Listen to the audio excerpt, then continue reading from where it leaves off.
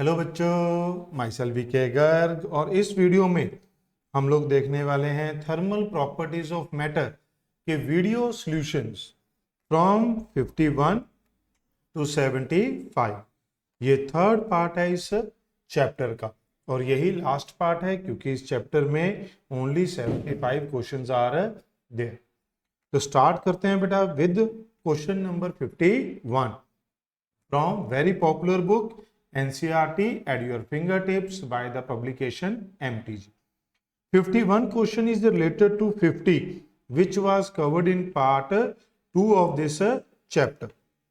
51 में ये क्या कहता है?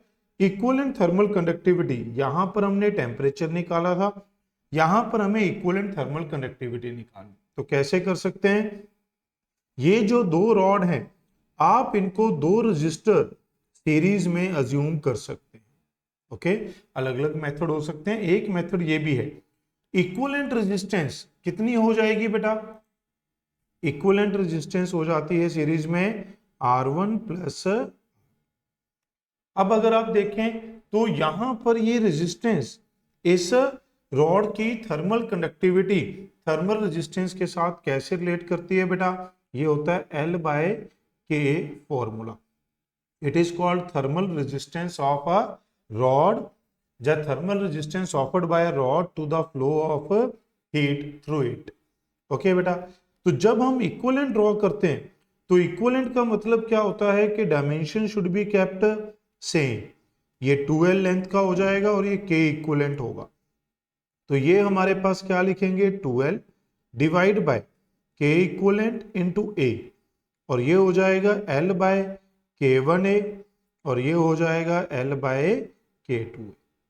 ओके, अब अगर मैं ध्यान से देखूं तो L से L कट गया बेटा, ये तो 2/K इक्विवेलेंट और ये बन जाएगा 1/K1 प्लस 1/K2। आप इसे लिख सकते हैं 2K1K2 divide by K1 plus K2। ये इक्विवेलेंट थर्मल कंडक्टिविटी का फॉर्मूला है जो आप याद रख सकते हैं। ये तभी लगेगा जब दोनों की लेंथ बराबर। अगर ये लेंथ अलग अलग होती, मान लो ये L ये 2L, तो यहां 2L लिखते, यहां 3L, तब ये फॉर्मूला बदल जाता। ओके, तो ये थी additional tip of this question. Okay, आगे बढ़ते हैं। Consider a composite slab consisting of two different materials having equal thickness. अब कई बार बच्चे कहते हैं सर मैंने ऐसे मान ली स्लैब, तो ये तो पैरेलल हो गया।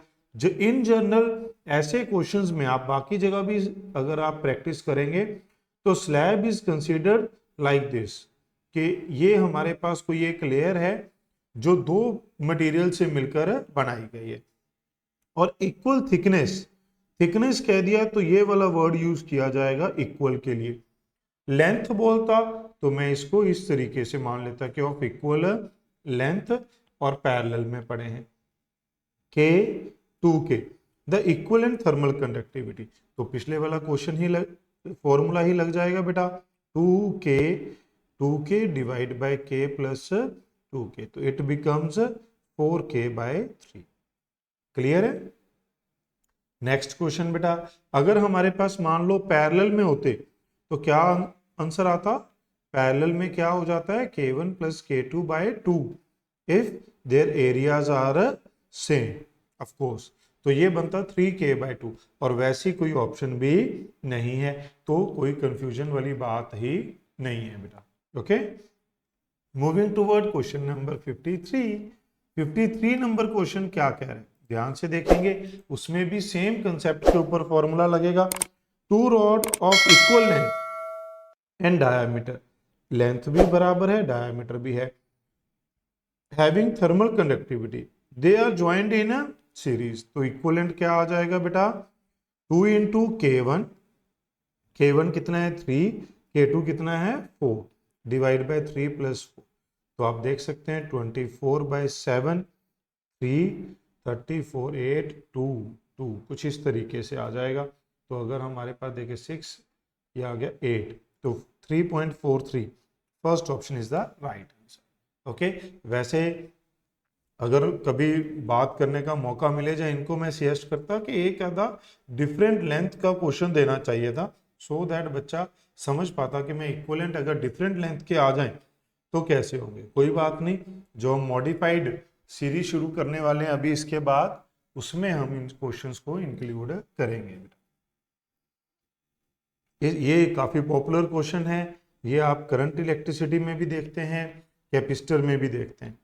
इसका कन्वेंशनल मेथड भी होता है, बट करंट इलेक्ट्रिसिटी और कैपेसिटर में ये बताया जाता है कि अगर जो रॉड है वो same material, identical in all respect, यानी कि लेंथ एरिया सब कुछ सेम है, तो इन सबकी रेजिस्टेंस क्या हो गई, सेम।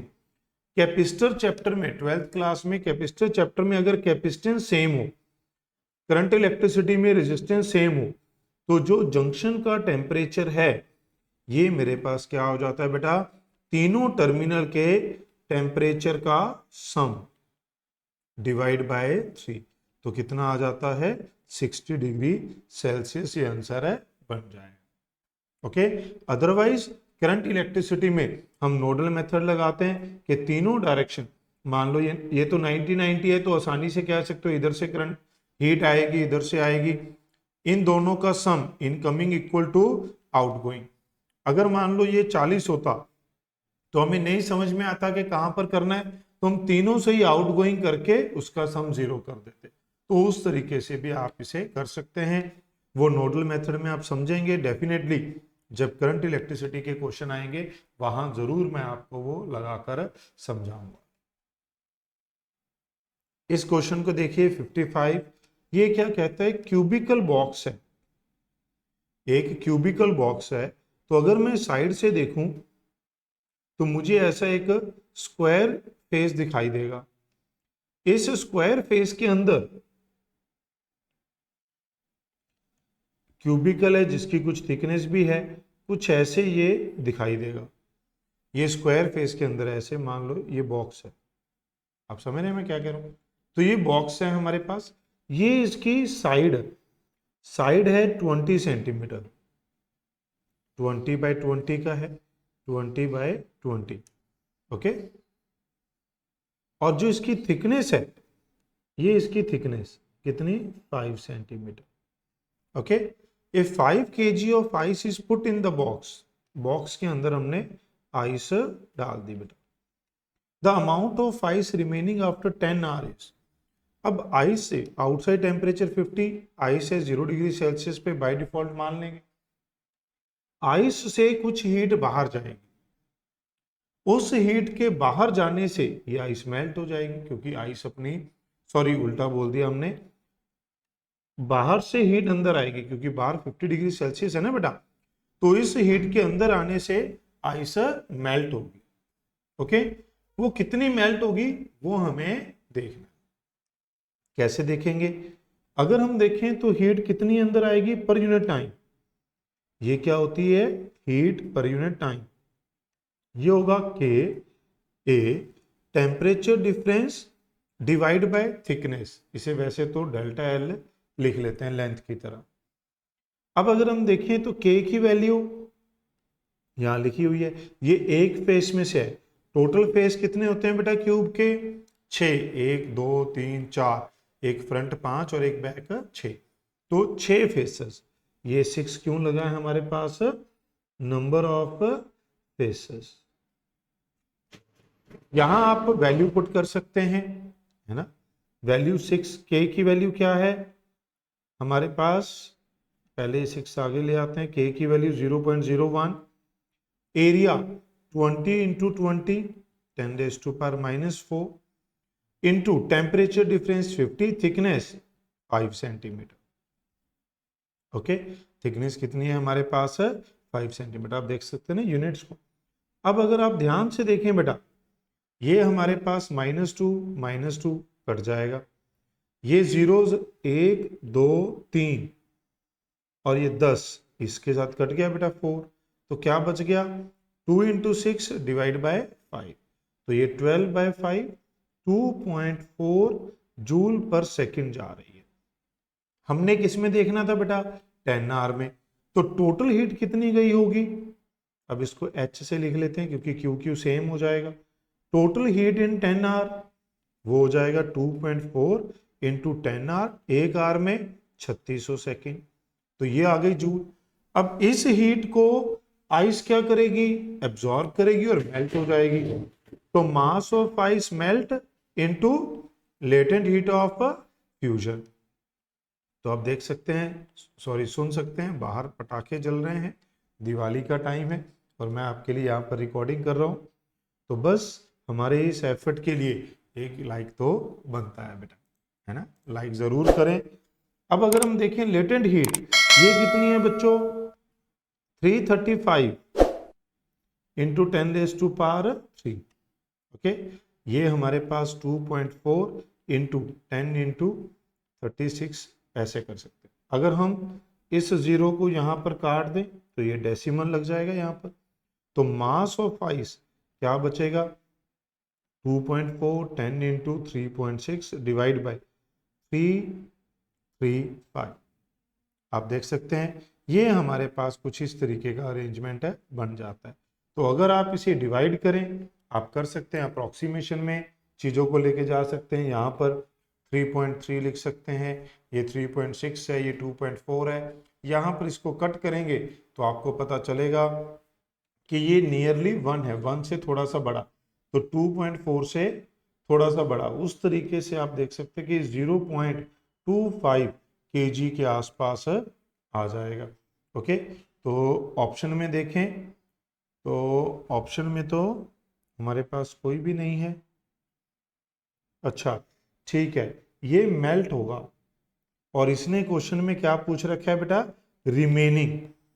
तो रिमेनिंग कितनी होगी, ये मेल्ट है, रिमेनिंग क्या होगा, रिमेनिंग कितना था पहले आइस 5, उसमें से कितना मेल्ट हो गया अप्रोक्सीमेटली 0.3, तो 4.7 kg बच जाएगा। ओके, तो इस तरीके से आप इसको सॉल्व कर सकते हैं बेटा। मूविंग टूवर्ड नेक्स्ट क्वेश्चन, ये क्या कह रहा है, wall is made equally thick layers A and B of different material. Different material की ये लेयर है, मान लेते हैं कोई दो अलग अलग मटेरियल्स हैं। ओके, क्या है, इक्वली थिक, थिकनेस सेम है, different materials K1 K2, thermal conductivity A is twice of B, तो ये 2K, ये K, B से डबल है, A की कंडक्टिविटी B से डबल है। Okay, in the steady state temperature difference across the wall, ये 36 डिग्री है, कौन सा बड़ा कौन सा छोटा नहीं पता। टेम्परेचर डिफरेंस अक्रॉस ए निकाल, यहां हमें टेम्परेचर डिफरेंस निकाल। मैं यहां पर आपको दो मेथड बता रहा हूं। मेथड वन में क्या कहता है कि हमें यह पता होना चाहिए इन स्टेडी स्टेट, स्टेडी स्टेट का मतलब क्या होता है कि द रॉड और द सिस्टम और ये slab will not absorb any further heat, because steady state means temperature of the any point of the rod does not change with the time. तो इसका मतलब जितनी हीट आएगी उतनी जाएगी, चाहे वो इधर से आए चाहे वो उधर से आए, किधर से भी आएगी उतनी हीट जाएगी। तो दोनों में से जो हीट पास होगी वो क्या होगी बेटा, सेम। तो क्या हो जाएगा, 2KA T1 बाय थिकनेस, यहां पर क्या हो जाएगा KA T2 बाय थिकनेस। तो यहां से पता चल गया कि जो A के क्रॉस टेम्परेचर डिफरेंस है वो सेकंड का आधा है, एंड टोटल टेम्परेचर डिफरेंस किसके बराबर है, दोनों डिफरेंस मिला दो तो 36 डिग्री सेल्सियस है। तो भाई अब इसमें वैल्यू पुट कर दो, T2 की वैल्यू पुट कर दो, तो क्या आएगा, तो ये आ गया 2 डेल्टा T1 36, तो हमारे पास डेल्टा T1 कितना आ गया बेटा 12। अब आप इसको शॉर्टकट में भी कर सकते हैं। अगर आपको कभी ये याद रह गया तो जो अगर K डबल है तो टेम्परेचर डिफरेंस हाफ होगा, ये सीधा सीधा इसका हाफ, दोनों का सम 36 है, तो 2:1 में बांट दो, यहाँ 24 यहाँ 12, काम खत्म हो गया बेटा। ठीक है, तो ये आप शॉर्ट ट्रिक में भी कर सकते हैं कि जो इनकी रेशो है उसकी इनवर्स रेशो में टेम्परेचर डिफरेंस होगा। तो 2:1 में बांटना था तो ये 24, ये 12 डिग्री आंसर आ जाता आपके पास। ओके, और दूसरा मेथड क्या है, ये तो इसी का शॉर्ट ट्रिक जिसको हम बोल देते हैं वो बन जाती है बेटा। ओके, दूसरा मेथड क्या होता है कि जो कंपोजिट में से हीट जाएगी वही हमारे पास अकेले ए में से जाएगी, तो जो टोटल हीट जाएगी वही हीट ए में से जाएगी। टोटल के लिए क्या लिखोगे, के इक्वलेंट, एरिया सेम है, डेल्टा टी, थिकनेस कितनी है 2t। ए के लिए क्या लिखोगे, 2ka डेल्टा टी 1 और ये t। अगर आप मेरा साथ दें तो ये कट गया, t से t कट गया, तो यहाँ के इक्वलेंट, यहाँ डेल्टा टी, ये क्या आ गया 4k और ये डेल्टा टी 1। के इक्वलेंट सीरीज का पहले लिख चुके हैं, क्या होता है 2 times k1 k2 divide by k1 plus k2 delta T. तो ये क्या बन गया बेटा 4k डेल्टा टी 1। अब यहां से आपके पास क्या डेवलप हो गया, फॉर्मूला डेवलप हो गया, क्या कि अगर मुझे ए के क्रॉस देखना है तो ऊपर लिखो के बी, नीचे लिखो के बी डेल्टा टी टोटल। ये हमारे पास क्या बन गया, इसका फॉर्मूला बन गया बेटा। इसको आप दूसरी शॉर्ट ट्रिक कह सकते हैं कि भाई जरूरत नहीं है पूरा सॉल्व करने की, आपके पास डायरेक्ट फॉर्मूला बन जाएगा। एक मिनट, ये हैंग हो गया है। तो ये हमारे पास क्या बन गई बेटा, शॉर्ट ट्रिक बन गई। अब इसमें वैल्यू पुट कर दो, क्या था ऊपर के 2k और ये 36, तो क्या बन गया 12 डिग्री सेल्सियस। समझ गए। तो एक ये तरीका हो गया, ये फॉर्मूले की फॉर्म में शॉर्ट ट्रिक हो गई, एक direct understanding based short trick मैंने यहाँ पर बताई थी। तो इन सब से ही आप चीजों को सॉल्व कर सकते हैं। आगे बढ़ते हैं बेटा, मूविंग टूवर्ड नेक्स्ट क्वेश्चन। ये क्या कहता है, ये याद करने वाला है बेटा कि इक्वेटोरियल और पोलर रीजन अर्थ रिसीव अनइक्वल सोलर हीट, है ना। इक्वेटोरियल से पोलर में, पोलर ठंडा होता है, इक्वेटोरियल गर्म, अनइक्वल सोलर हीट होती है। Convection current rising due to this, इसकी वजह से और रोटेशन ऑफ अर्थ की वजह से जो आता है उसे क्या बोलते हैं बेटा, ट्रेड विंड। ये याद रखना है आपको, क्लास में लिखवाया जाता है, एनसीईआरटी में पैराग्राफ गिवन है। और ये होती है लैंड और सी ब्रीज। ये क्या होती है, नाम से ही पता चल रहा है, जो लैंड से सी की तरफ और सी से लैंड की तरफ चलती है बेटा। ओके, आगे बढ़ते हैं। In which of the following process convection does not take place primarily, primary कौन सा नहीं है, सी एंड, ये तो कन्वेक्शन है, ट्रेड विंड कन्वेक्शन है, बॉइलिंग ऑफ वाटर में भी कन्वेक्शन बहुत बड़ा रोल है, प्राइमरी है। वार्मिंग ऑफ ग्लास बल्ब इसमें नहीं है, इसमें प्राइमरी क्या होता है, रेडिएशन। इसमें प्राइमरी क्या होता है बच्चों, रेडिएशन। क्यों, फिलामेंट और बल्ब के बीच में ऑलमोस्ट वैक्यूम होता है, ऑलमोस्ट क्या होता है, वैक्यूम और वेरी लेस गैसेस, इसलिए कन्वेक्शन नहीं होती।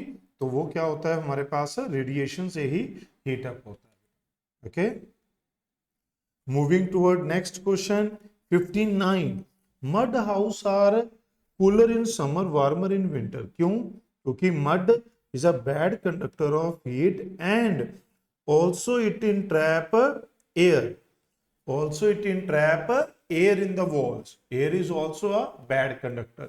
इस वजह से वो जो अंदर टेम्परेचर गर्म हो गया तो हमें ऑटोमेटिकली, सॉरी बाहर टेम्परेचर गर्म हो गया तो ऑटोमेटिकली हमें अंदर ठंडा लगना शुरू होता है। बहुत तेज धूप में अगर आप पेड़ के नीचे खड़े हो जाएं तो भी आपको वो ठंडा लगेगा, हाँ, बट एसी से निकल के खड़े होंगे तो वो गर्म ही लगेगा बेटा, है ना। तो कंपैरेटिवली बात हो रही है कूलर, वार्मर, ठीक है।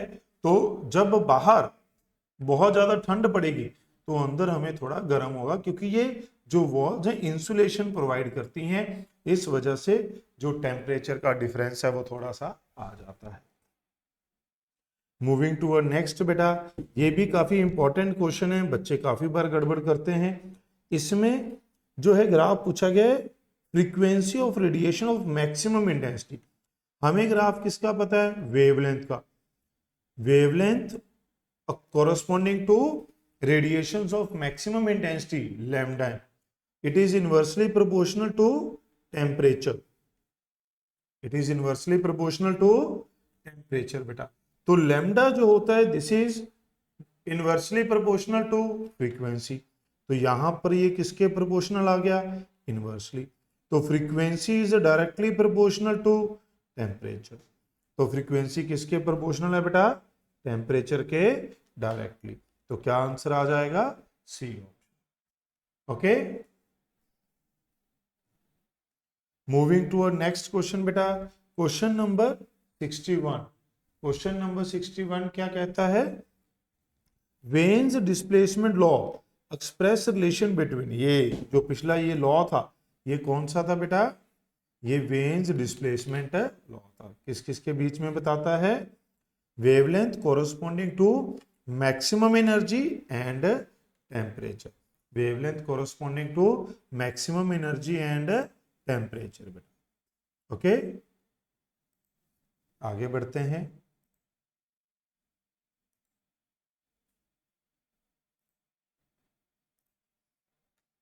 नेक्स्ट है, ये फिर से आ गया, lambda M denote the wavelength at which radiation emission from a black body at temperature T K is maximum. Then इनके बीच में क्या रिलेशन होता है बेटा, इनवर्सली। तीनों क्वेश्चन सेम। इतना इंपॉर्टेंट है ये कि आपको याद होना चाहिए, बच्चे अक्सर इसमें गड़बड़ कर देते हैं बेटा। फिर आ गया rectangular body, rectangular body has maximum wavelength at this it's corresponding wavelength. अब थोड़ा सा ये मिसिंग है ना, ये क्या होगा, यहां पर थोड़ा सा आना चाहिए, rectangular body has maximum wavelength lambda for the, sorry maximum wavelength नहीं आना था, has wavelength lambda M for the radiations emitted, for the maximum intensity of radiation emitted at 2000 kelvin. But इसने जो एग्जामिनर है उसको लगा ऑटोमेटिकली बच्चा lambda M देख के समझ जाएगा, तो उन्होंने ऐसे ही दे दिया बेटा। ठीक है, क्वेश्चन सेटर ने, तो आप समझ ही गए होंगे। तो lambda M inversely proportional to T होता है, तो lambda M 2, lambda M 1, T1 by T2। T1 कितना है 2000, T2 कितना है 3000, तो लैम्डा एम 2 किसके बराबर होगा, 2/3 लैम्डा। ओके, तो क्या आंसर बन जाएगा बेटा, B option is the right answer. Okay, moving to our next question बेटा, 64 क्या कह रहा है, at thermal radiation for hot body travel with velocity. Thermal radiations कौन सी होती हैं, it lies in infrared region. Region कोई भी हो पूरे स्पेक्ट्रम में, इंफ्रारेड हो, विजिबल हो, अल्ट्रावायलेट हो, या कोई X ray, all travel with the speed of light, all travel with the speed of light. अब बच्चा कई बार डाउट लेने आता है, वो कहता है सर इसके साथ भी तो करती हैं, इसने कौन सा कहा कि वैक्यूम में है, तो मैं कहता हूं बेटा सही बात है, मीडियम में स्पीड ये भी हो सकती है, बट मुझे मोस्ट अप्रोप्रिएट आंसर मार्क करना है कि उसकी स्पीड कितनी होती है, speed of light in space मान के चलेंगे जब तक मीडियम मेंशन ना कर। Okay, moving toward next question बेटा, ये क्या कहता है, experimental investigation show that the intensity of a solar radiation is maximum for wavelength this, estimate the surface temperature of sun। तो wavelength they the maximum radiation, तो आप क्या लगा देंगे, वेन्स फॉर्मूला, और वेन्स कांस्टेंट आपको दे दिया, तो टेम्परेचर वेन्स कांस्टेंट है कुछ इस तरीके से, केल्विन में वेवलेंथ है 480 नैनोमीटर, मुझे मीटर में पुट करनी है, यहां पर देखिए मीटर है, तो मैंने वेवलेंथ किस में पुट कर दी, मीटर। ओके, अगर आप इसे एडजस्ट करें 2.88, हम इसको लिख लेंगे 4.80, तो ये पावर -3 नीचे -7, ये हो जाएगी पावर 10⁴। यहाँ पर अगर आप इसे कट करें तो ये 4 पे चला जाएगा, 0.72, 1.2। अब मुझे क्लियरली दिख गया कि ये 0.7 है, इसको कट कर दीजिए बेटा, तो क्या आ गया 6000 कैलोरी। ओके, इस तरीके से आप पूरी कैलकुलेशन कर सकते हैं। नीट में भी ये क्वेश्चन आ रखा है, उन्होंने भी इस तरीके से कुछ प्यारी सी वैल्यू दी है जो इस पे कट जाए, एग्जैक्ट डबल आता है इसका, ठीक है, इसका डबल आएगा 5760 जितना मुझे याद है, तो वो वैल्यू उन्होंने वहां पर दी हुई है। Wavelength of maximum intensity of radiation emitted by star is this, the radiation intensity of the star. ये थोड़ा सा टफ क्वेश्चन हो गया क्योंकि टेम्परेचर निकालेंगे बी बाई लैम्डा एम से। बी की वैल्यू अगर आप देखें यहां पर देखिए, क्योंकि ये क्वेश्चन टफ था, यहां माइक्रोमीटर है 10⁻⁻⁶, वेवलेंथ कितनी है 289.8। आप ध्यान से देखिए एग्जामिनर ने क्या किया है, सेम वैल्यूज दी हैं, आप देख रहे हैं। वेन्स कांस्टेंट को थोड़ा सा एडजस्ट कर दिया, यहां वेन्स कांस्टेंट अलग था 2.88, यहां एग्जामिनर ने क्वेश्चन सेटर ने वेन्स कांस्टेंट को थोड़ा सा एडजस्ट कर दिया ताकि ये आराम से कट जाए। कितना हो गया 10⁻⁸, ये कितना आ गया 2 बेटा, ठीक है। यहां पर थोड़ी गड़बड़ कर दी, अरे उल्टे काट दिए, देख रहे हो, ऐसी गड़बड़ बच्चे भी एग्जाम में कर देते, ऊपर 10 लिखना था ना बेटा। तो ये कितना आ जाएगा 10⁴, ये आ गया 10⁴ केल्विन। अब इस पे क्या पूछ ली, इंटेंसिटी। रेडिएशन इंटेंसिटी क्या होती है, पावर अपॉन एरिया। तो क्या बच गया, सिग्मा इंटू टी की पावर 4। सिग्मा स्टीफन कांस्टेंट दे रखा है क्वेश्चन में, और ये कितना है 10⁴ पावर 4। तो ये आ गया 5.74 इंटू 10⁸ बेटा, क्योंकि ये -8 है, ये 16 है, तो ये 8 आ जाएगा। उम्मीद है आप, ये मैंने देख रहे हो क्या चल रहा है, बाहर पटाखे बुला रहे हैं मुझे भी, है ना, तो बम फोड़ने अभी फटाफट से पढ़ लेते हैं। तो ये हमारे पास बन जाएगा बेटा, okay.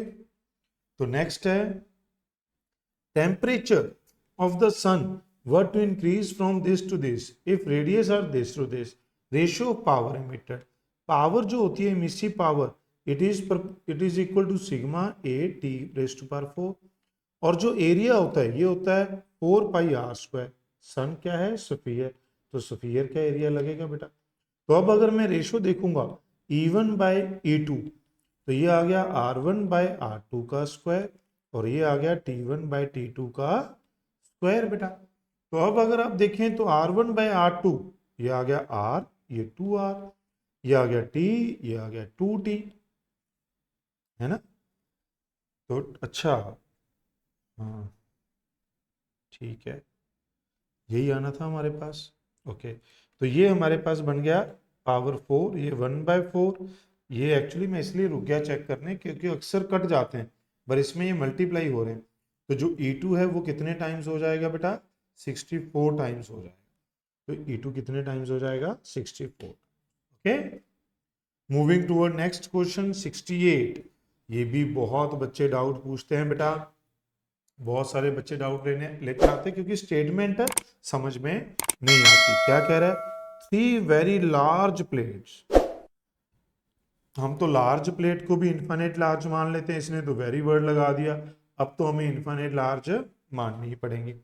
Same area are kept parallel to each other and close, यानी कि इनके बीच का जो गैप है वो कम लेना है। Consider to be ideal black surfaces, very high thermal conductivity है इनकी। The first and third plate, first plate 2T, third plate 3T पे है। टेम्परेचर ऑफ मिडिल प्लेट बताना है अंडर स्टेडी स्टेट कंडीशन। अब वेरी हाई थर्मल कंडक्टिविटी यानी कि यहां से हीट बड़ी तेजी से आ जाएगी। स्टेडी स्टेट है, टेम्परेचर चेंज नहीं होगा, चेंज नहीं होगा तो जितनी हीट यहां से आएगी उतनी हीट यहां पर ये आगे पास ऑन कर देगा। तो इसका मतलब Q1 इक्वल टू Q2 जो रेट ऑफ हीट फ्लो है, और वो किसके प्रोपोर्शनल है, स्टीफन लॉ के हिसाब से T की पावर 4 माइनस सराउंडिंग। तो यहां पर अगर मैं देखूंगा तो ये हो जाएगा 3T की पावर 4 T1 की पावर 4। यहां T1 से किधर जा रहा है, 2T की तरफ जा रहा है। T1 से किधर जा रहा है बेटा, 2T की तरफ जा रहा है। तो ऐसा हो जाएगा। अब अगर आप इनको ऐड कर दें तो ये हो जाएगा 81, ये हो जाएगा 16 और डिवाइड बाय 2, तो ये T1 की पावर 4 हो गया। तो T1 हमारे पास कितना हो जाएगा बेटा 97/2 रेज़्ड टू पावर 1/4 हो जाएगा। तो क्या आंसर आ जाएगा बेटा, सी ऑप्शन। क्लियर है। तो इसमें जो मेन बात है वो क्या है कि ये स्टेडी स्टेट है, यहां से हीट आएगी उतनी चली जाएगी, दोनों को बराबर पुट कर दो। ये बाकी सब तो सेम है, आगे अगर आप लगाओगे सिग्मा ए टी की पावर 4 माइनस टी नॉट की पावर 4, तो वो हमारे पास क्या है, सेम है। अब सर सीधा क्यों नहीं लगाया, क्योंकि जब हमारे पास सराउंडिंग हो, जब हम इमिट करते हैं तो यहां से भी रेडिएशन इमिट होंगी, यहां से भी होंगी, बट क्योंकि ये टेम्परेचर ज्यादा है तो नेट इमिशन इधर होगी, तो हमने ये क्या लिखी है, नेट इमिशन लिखी है। यहां पर भी सेम है, इधर से भी आएंगी, बट ये क्या है, नेट इमिशन। उम्मीद है किरचॉफ लॉ के बाद जो मॉडिफाइड स्टीफन लॉ बताया जाता है वो आपको अच्छे से पता हो। आगे बढ़ते हैं बेटा। फिर कहता है temperature of radiating body increases by this, increase कर गया टेम्परेचर कितना, 30%। तो कितना हो गया बेटा ये 1.3 T. Amount of radiation, radiation emitted बेटा T⁴ होती है, तो E डैश बाय E, ये कितना हो गया 1.3 की पावर 4 हो गया। अब 1.3 की पावर 4 कैसे करोगे, 1.69 का स्क्वायर कर दो, ठीक है, स्क्वायर लेने हैं, स्क्वायर में तोड़ लिया, 4 को 2 में कर लिया, 2 किया तो ये, अब 2 1.7 हो गया, तो ये 2.89 हो गया। उसके आसपास क्या दिखा मुझे, 185 285, तो मैंने 2.85 कर दिया। अब ये ई डैश है, परसेंटेज इंक्रीज निकालनी है, क्योंकि मुझे ऑप्शन में क्या दिख रहा है बच्चों, परसेंटेज, तो वो किसके बराबर होती है, ई dash minus E divide by E into 100, तो ये कितना आ जाएगा 185%। आप यकीन मानना, आप में से बहुत सारे बच्चों ने ये आंसर मार्क किया होगा, 285 देखते ही जय माता दी, ये परसेंटेज इंक्रीज है, तो आपको इंक्रीज निकालना ना कि फाइनल कितना हो जाएगा। ओके, फिर कहता है if the temperature of hot body is raised by this temperature, अब जो चेंज है, देखिए कितना अच्छा जो क्वेश्चन सेटर ने अरेंज किया है, यहां पर टेम्परेचर चेंज बड़ा था तो इस तरीके से सॉल्व करना था, यहां टेम्परेचर चेंज स्मॉल है तो आपको पता है डायरेक्टली प्रोपोर्शनल टी की पावर 4 है, तो परसेंटेज चेंज आप सीधा पावर से मल्टीप्लाई कर सकते हैं और वो अप्रोक्सीमेटली क्या आएगा, सेम, तो 4 इंटू 5% कितना होगा बेटा 20%। तो 20 के कौन सा सबसे पास है, 22। ओके, तो आप इस तरीके से भी इसे सॉल्व कर सकते हैं बेटा। आगे बढ़ते हैं। Next, to spheres of same material have radius this and this temperature, energy radiated पर सेकेंड, तो दोनों की एनर्जी रेडिएटेड पर सेकेंड देखनी है, E1 बाय E2 क्या होता है बेटा, E is proportional to area, temperature 4, area is radius की पावर 2, तो यहाँ रेडियस क्या है 1/4 का स्क्वायर, टेम्परेचर क्या है 4/2000 की पावर 4, तो ये 1/16, ये भी 16, तो ये क्या आ गया 1:1, यानी कि क्या आएगा equal in both cases. Okay, 72 में क्या आएगा, rate of cooling at 600 kelvin if surrounding temperature is this, ओ सराउंडिंग टेम्परेचर क्वेश्चन बेटा, यहां पर आपको कैलकुलेशन पार्ट ध्यान से देखना है। क्या कहते हैं, rate of cooling at this, जो रेट ऑफ कूलिंग है सिंपल बॉडी हो तो टी की पावर 4, जब सराउंडिंग टेम्परेचर भी दे दिया तो net rate of heat loss ये होता है, और यही हमारे पास rate of cooling dt delta T by T, ये रेट ऑफ कूलिंग होता है, ये भी इसके प्रोपोर्शनल होगा।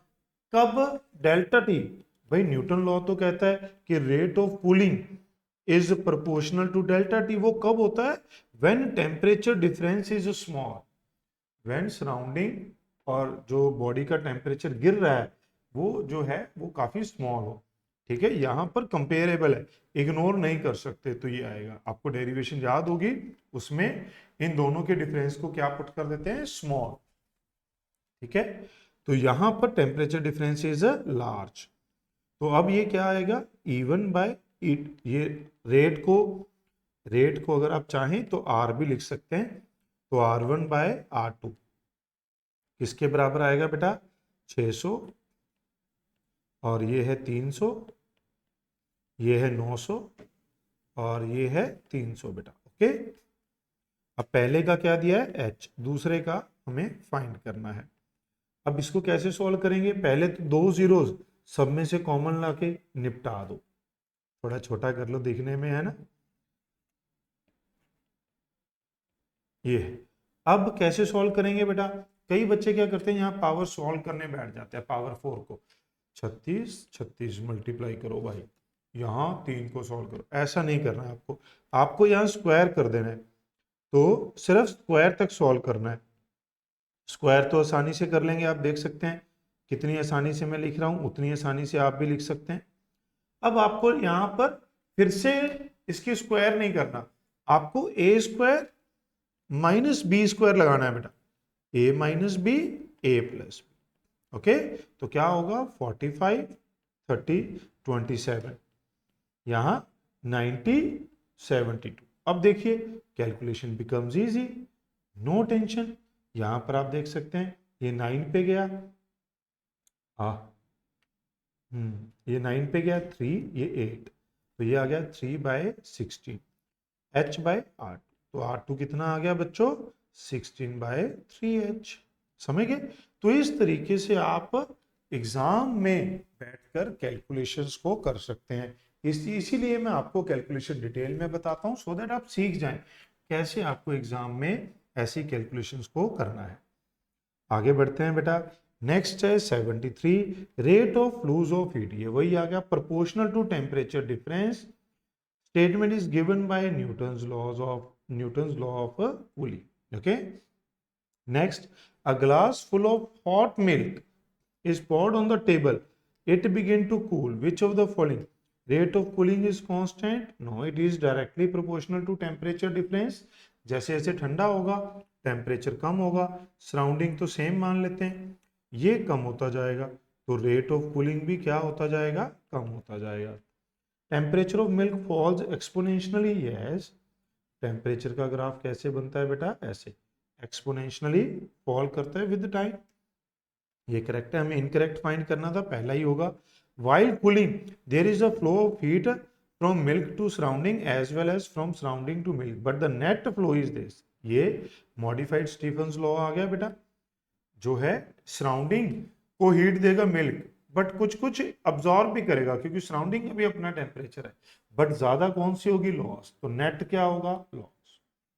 All three phenomena radiation are responsible for loss, yes, तीनों फिनोमिना रिस्पॉन्सिबल है, कंडक्शन जिस सरफेस पे गिरेगा या फिर एयर मॉलिक्यूल्स टच में आएंगे हीट गेन करेंगे जाएंगे, एयर मॉलिक्यूल ऊपर नीचे मूव करेंगे कन्वेक्शन, टेम्परेचर 0 केल्विन से ज्यादा है तो रेडिएशन तो इमिट करेगा ही, तो ये भी करेक्ट है, तो इनकरेक्ट सिलेक्ट करना था वो फर्स्ट ऑप्शन है बेटा।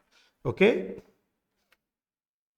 आगे बढ़ते हैं, last question of this video बेटा, और मैं उम्मीद करता हूं कि आपने वीडियो को लाइक कर दिया। Okay, and happy Diwali to all of you again. Which of the following graph is best explanation of cooling of hot water with the time? तो वो क्या होता है बेटा, एक्सपोनेंशियल ग्राफ होता है। यहां पर थोड़ा सा इस ग्राफ को ऐसे भी मर्ज किया जा सकता था, इन्होंने इधर ले दिया, टाइपिंग एरर हो सकती है, ये यहां से ऐसे आना चाहिए था, ऐसे, ओके, ऐसे आना चाहिए, ठीक है, यहां पर टच करना चाहिए था, और तो कोई है नहीं, तो बेस्ट ऑप्शन यही है। उम्मीद है आपको सभी क्वेश्चन के डिटेल सॉल्यूशन समझ में आए होंगे बेटा। Thanks for watching, remember to like, comment and share.